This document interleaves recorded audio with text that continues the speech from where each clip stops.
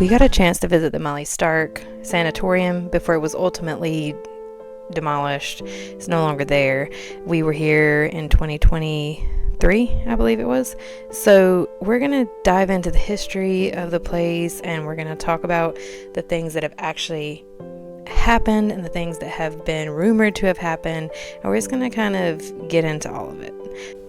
The Molly Stark Sanatorium opened in 1929 during the height of the tuberculosis epidemic, a disease so feared it was called the White Plague. At the time, there was no cure. If you were diagnosed, your entire life could change overnight. People were ripped away from their families and sent to places like this for months, sometimes years.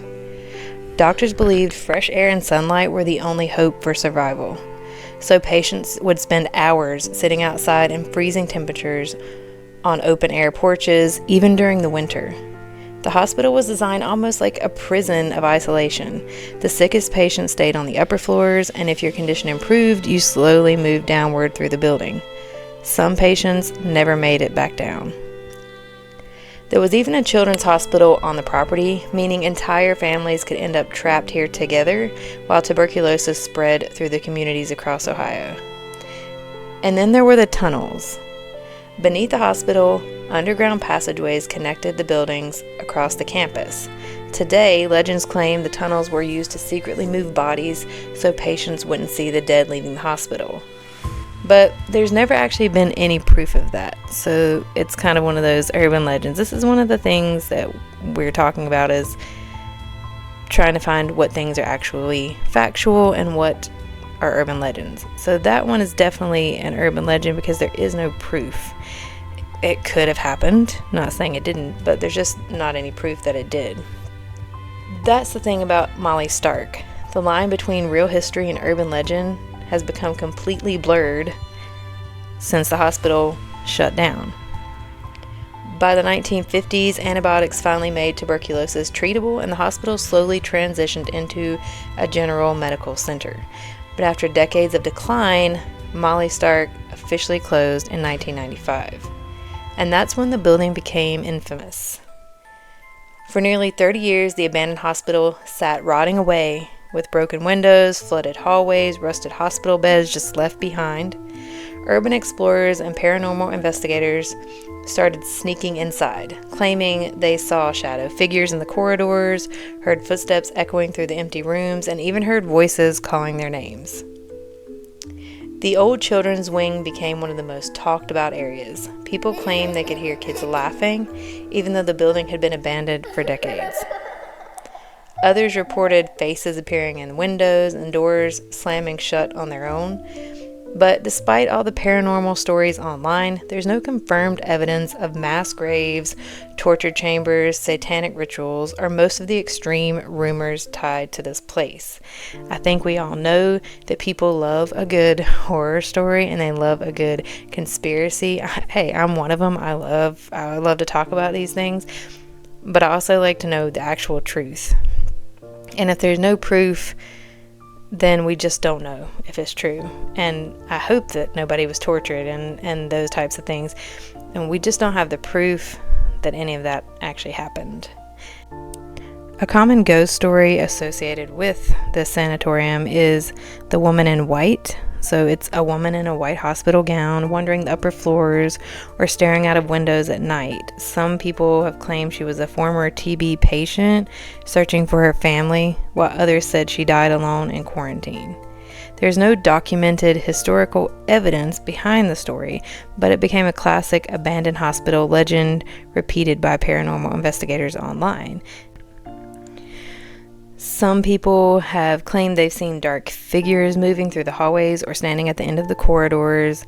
Some even reported hearing metal hospital beds scraping across floors when no one else was inside the building. Others claimed doors slammed shut behind them, or they heard voices whispering their names. The building was huge, empty, and unstable, and so those experiences could have been caused by the environment itself, not necessarily a ghost. Could have been a ghost. I'm not saying that it wasn't. I'm just saying it could be other things as well. Another rumor that was flying around, or I guess still is flying around, is there were unmarked graves somewhere on the property where patients were secretly buried.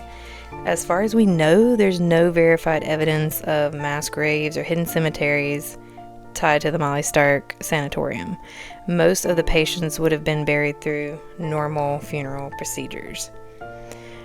After the hospital was abandoned and vandalized and graffitied, trespassing led to rumors that cults or satanic groups were using the property at night. The story is kind of spread online, but again, no confirmed evidence of an organized cult or any of that kind of activity here. A lot of the stories surrounding Molly Stark Sanatorium became exaggerated over the years, but the real history is still incredibly dark without adding the urban legends anyway. The hospital opened because of tuberculosis outbreaks, which is horrible. It was one of the leading causes of death in the country, and no cure. People, again, were quarantined, separated from their family. The layout of the hospital reflected how serious the disease was, because the patients that were the sickest had to be on the top floor, and then they got to move down. One of the saddest confirmed facts is that there was also a children's hospital. So just thinking of children having to go through that sucks, and that's horrible. The underground tunnels beneath the campus are completely real. They connected the various buildings and were mainly used for utility supplies and movement between structures during bad weather. There is no official death count for how many people died at Molly Stark, and there are no public records for any of the patients. There are a few different reasons that could happen. They could have been destroyed, lost, damaged, and back then they weren't really digitizing records, because they didn't have the means to do that, or publicly publishing detailed statistics online, any of that like we have now. They just weren't doing that back then. So it's hard to know how many people actually died here, but we do know that people did die here.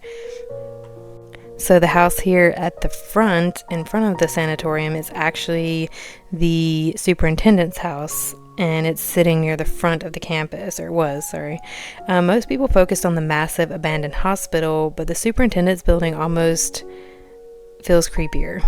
It was originally built as the residence and office for the hospital superintendent, the person that's responsible for overseeing the entire sanatorium and its operations. When Molly Stark opened, sanatoriums were designed almost like self-contained communities. The superintendent wasn't just a doctor. They often managed staff, patient care, quarantine procedures, daily operations, and the overall running of the facility. Having a house directly on the property meant they could respond quickly to emergencies and remain close to the hospital at all times.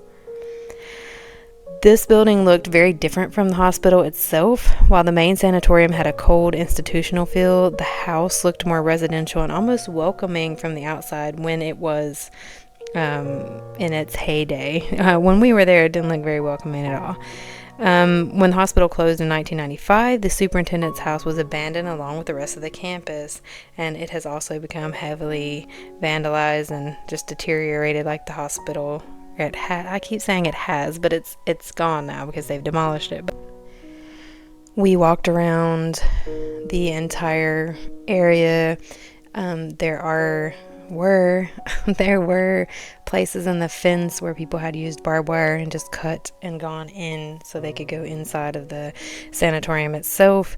We did not go into the building. We stayed out of the building because I had young kids with me, and I just didn't know how safe, probably not very safe at all.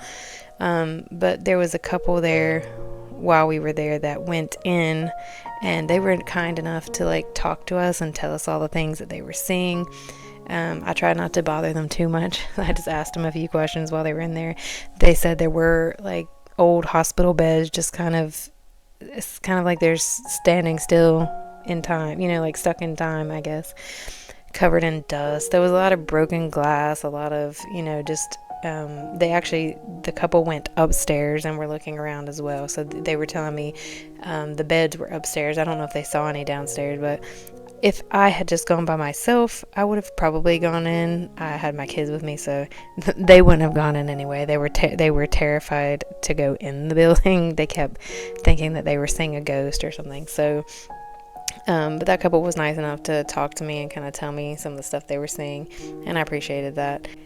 The sanatorium itself is gone. After sitting abandoned for nearly 30 years, Molly Stark was finally demolished, bringing an end to one of Ohio's most infamous abandoned hospitals. Even though the buildings are gone, the history still lingers. The stories, the urban legends, and the very real experiences of the patients who once lived here aren't disappearing anytime soon. Because in the end, what made Molly Stark haunting wasn't just the ghost stories, it was the reality of what happened inside those walls.